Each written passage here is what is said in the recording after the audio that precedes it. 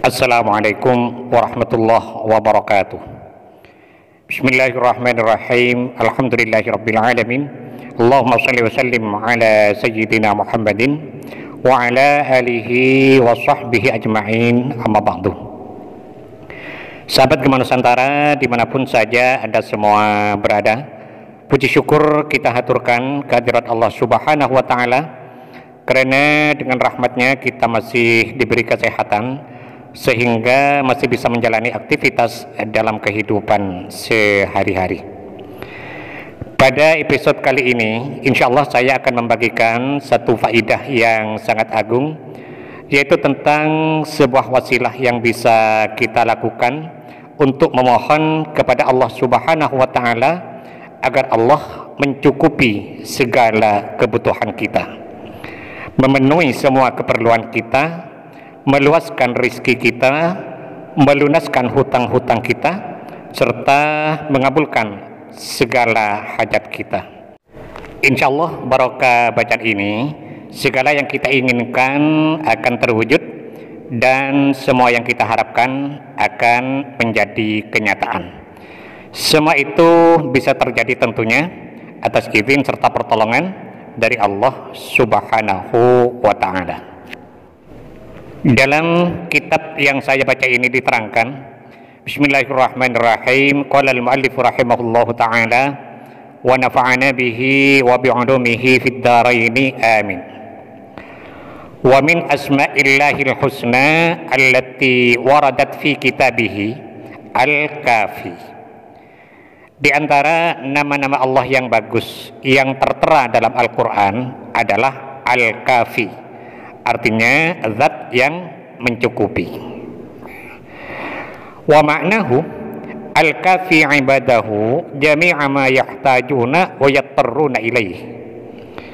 Makna dari asma Allah al-kafi adalah yang mencukupi hamba-hambanya dari semua apa yang dihajatkan dan yang dibutuhkan, rizqan wa ma'asyan wa qutan, baik dalam hal rizki, dalam hal kehidupan serta kekuatan, semua Allah yang mencukupinya.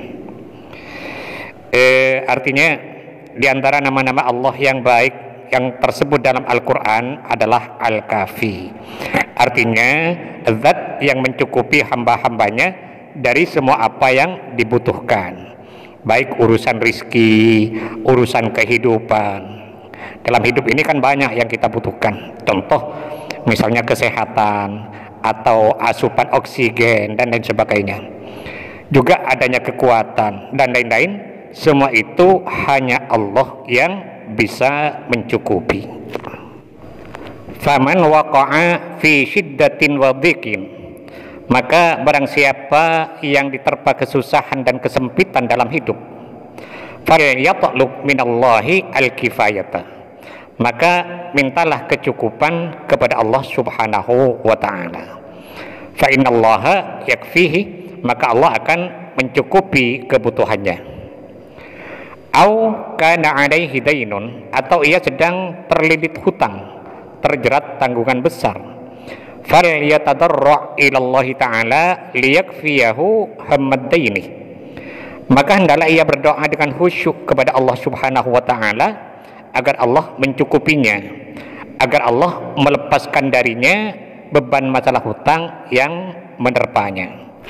Intinya, seberat apapun masalah kita, semua itu kita serahkan bulat-bulat kepada Allah yang maha mencukupi segalanya.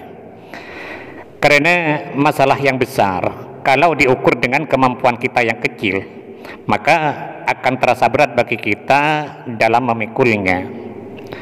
Tapi sebaliknya, masalah yang besar kalau diukur dengan pertolongan Allah yang maha besar, maka terasa ringan bagi kita dalam menyandangnya. Nah, terkait dengan itu semua, Syekh Muhammad Abdul Aziz Al-Kayyali dalam kitab Mujarrabatus Shalihin fi Kashfi Kurabil Makrubin, beliau berkata, Iqra ya kafi 12 alfi marratin yawmiyan limuddati 40 yawman. Bacalah ya kafi, wahai zat yang mencukupi, wahai Allah yang maha mencukupi, setiap hari atau setiap malam sebanyak 12.000 kali, limuddati arba'ina yauman, selama 40 hari atau 40 malam. Kita dianjurkan membaca atau mewiridkan ya kafi, ya kafi, ya kafi sebanyak 12.000 kali setiap malam atau setiap hari selama 40 hari atau 40 malam. Nah ini kalau dikerjakan kurang lebih butuh waktu 3 jam. Ada sebagian yang berkata, wah ini terlalu berat, terlalu lama, tidak kuat mengerjakannya. Nah saya bilang, berarti kalau tidak kuat itu kurang susahnya, kan kurang susah muntah kuat. Artinya kalau orang itu dirundung kesusahan yang amat sangat, maka seberat apapun itu tetap akan dikerjakannya. Nah bacaan ini mujarrabun lil ghina ghayatan, ini sangat mujarrab sekali, super mujarrab sekali dalam menarik datangnya harta kekayaan. La yadkhulu tahta hasril uquli, ini kedahsyatannya tidak bisa diukur dengan akal sehat, kemanjurannya tidak bisa diukur dengan akal saking dari dahsyatnya.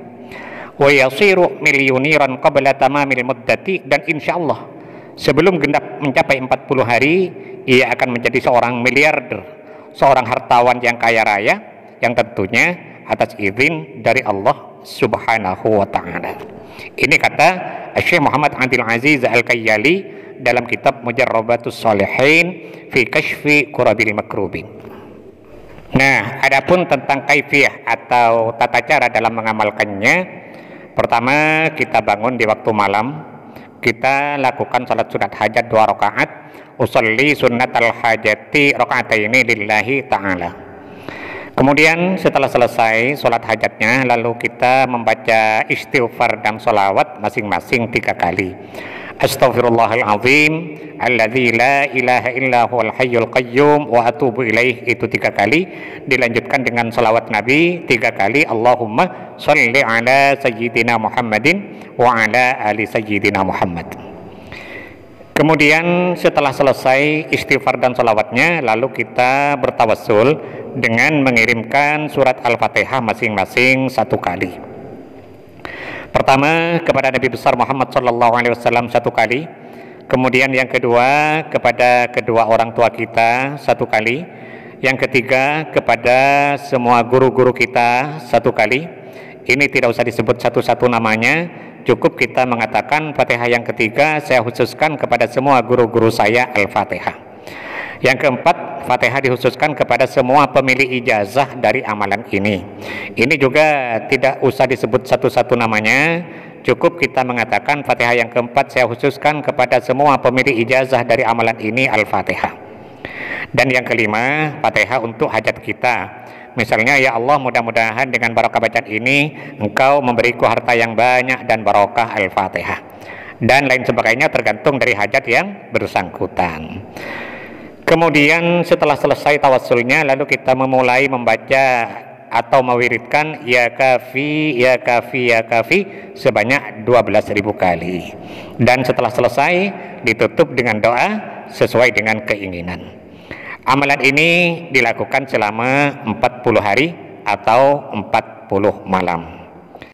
Bagi wanita yang kebetulan sedang datang bulan, sedang haid, maka dalam mengamalkannya tidak usah pakai sholat hajat dan tidak usah pakai tawassul selama haid itu berlangsung.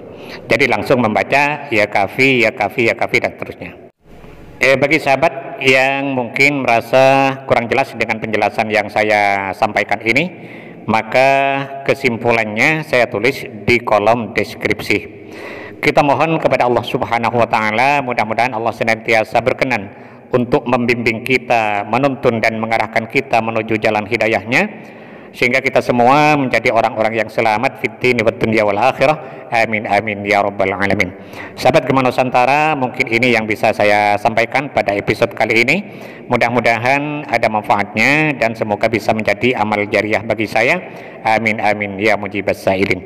Dan bagi sahabat yang berkenan untuk mendukung channel ini, sangat baik sekali bagi sahabat untuk menekan tombol subscribe dan loncengnya agar para sahabat tidak ketinggalan setiap update terbaru dari video yang ada di channel ini. Sekian, terima kasih. Wallahul muwaffiq ila aqwamit thoriq. Wassalamualaikum warahmatullahi wabarakatuh.